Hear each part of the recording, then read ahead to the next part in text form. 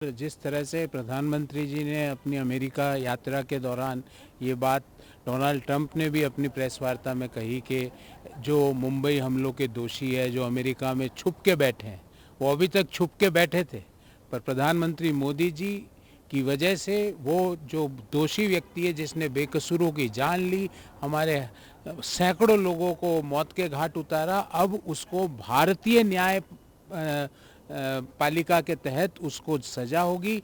ये एक भारत के लिए एक इम्पॉर्टेंट इश्यू इसलिए था क्योंकि वो दोषी था और छुप के अमेरिका बैठा था। पूर्व की सरकारों ने उसको भारत में वापस लाके भारतीय न्यायिक प्रक्रिया के तहत उसको दंड देने का काम नहीं किया, पर प्रधानमंत्री मोदी जी ने डोनाल्ड ट्रंप, राष्ट्रपति ट्रंप से बात करके उसको भारत डिपोर्ट करने का व्यवस्था करी और अब उसको डिपोर्ट करके भारतीय न्याय तंत्र के अनुसार उसको कड़ी से कड़ी उसको दंड मिलेगा और जो उसने नृशंस हत्याएं करी भारत के लोगों की मुंबई बम धमाकों के दौरान, अब उन सभी परिवारों को न्याय दिलाने का काम प्रधानमंत्री मोदी जी ने किया।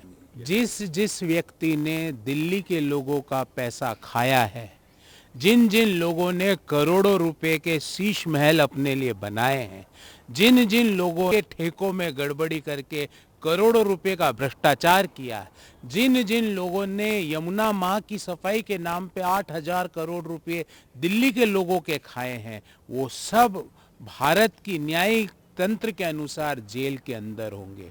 उनके अच्छे दिन खत्म हो गए जिन्होंने दिल्ली के लोगों के साथ पिछले 12 वर्ष तक धोखा किया। ये भारत की फेथ को, हमारे सर्वधर्म समभाव को, हमारी सनातन संस्कृति को, हमारे वेद पुराण उपनिषदों के ज्ञान के ऊपर उन्होंने मजाक करी है। अब वैसा हिंदुस्तान नहीं है जहाँ पे आप सनातन को गाली दे दो और सरकार ताली पे ताली बजाते हुए दिखे।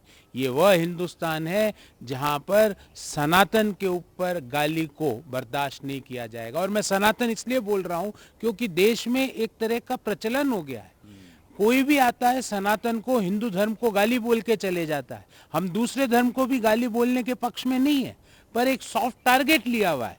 अब इन सब लोगों के अच्छे दिन खत्म हुए हैं, कड़ी से कड़ी कानून के तहत कार्रवाई होनी चाहिए। और मैं तो मानता हूं व्यक्तिगत रूप से कि ऐसे व्यक्ति को, जिसको जो महाकुंभ के बारे में उपहास उड़ा रहा है, ऐसा व्यक्ति जो हमारी संस्कृति, हमारी भावनाएं, हमारे धार्मिक प्रक्रिया के बीच में अपने इंटरफेरेंस कर रहा है, ऐसे व्यक्ति को जेल की सलाखों के पीछे होना चाहिए।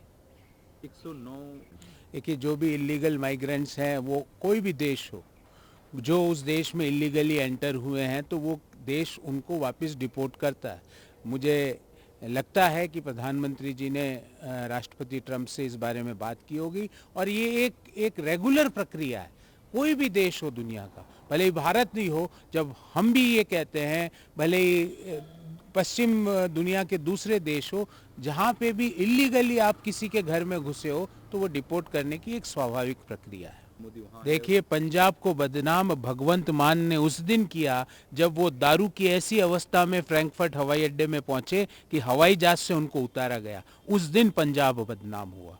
भगवंत मान और उनकी पार्टी ने पंजाब को बदनाम जब किया जब खालिस्तान के समर्थन में वो उतर गए इनडायरेक्ट रूप से, तब पंजाब को बदनाम किया। तो पंजाब को बदनाम करने का काम दारू प्रेमी पार्टी अर्थात अरविंद केजरीवाल की पार्टी ने किया है, दूसरे कोई दल ने नहीं किया। देखिए, शशि थरूर ने जब प्रधानमंत्री की प्रशंसा करी, उन्हीं की पार्टी के पूर्व अध्यक्ष राहुल गांधी जी प्रधानमंत्री जी के लिए ट्वीट करके उनका मजाक उड़ा रहे हैं। तो क्या शशि थरूर कांग्रेस में नहीं है या राहुल गांधी कांग्रेस में नहीं है? क्या दोनों में कोई मतभेद है या दोनों एक ही पार्टी में है या दोनों अलग अलग कांग्रेस है? कांग्रेस थरूर अलग है और कांग्रेस राहुल अलग है क्या? जब थरूर तो प्रधानमंत्री की प्रशंसा कर रहे हैं उनके अमेरिका दौरे की, और वो अंतर्राष्ट्रीय मामलों के जानकार भी है, और उनकी पार्टी के पूर्व अध्यक्ष प्रधानमंत्री मोदी जी का उपहास उड़ा रहे हैं, मजाक उड़ाने का प्रयास कर रहे हैं। तो मुझे लगता है कि कांग्रेस के अंदर ही थरूर कांग्रेस अलग है, राहुल कांग्रेस अलग है, प्रियंका कांग्रेस अलग है। उनको इस पे अपनी टिप्पणी, इस टिप्पणी पे उनको स्पष्टीकरण देना चाहिए। रही बात इलीगली जो हमारे देश के लोग वहाँ पे घुस गए थे, उनको वापस डिपोर्ट करना की बात हो, निश्चित रूप से हमारा देश का विदेश मंत्रालय, प्रधानमंत्री मोदी जी इस पर अपनी पैनी नज़र बनाए हुए हैं और देश का सर ना तो पिछले 11 साल में हमने झुकने दिया, ना आगे कभी झुकने देंगे। 12,75,000 मतलब 1,06,000 रुपये तक मासिक वेतन वाले को कोई टैक्स नहीं देना है।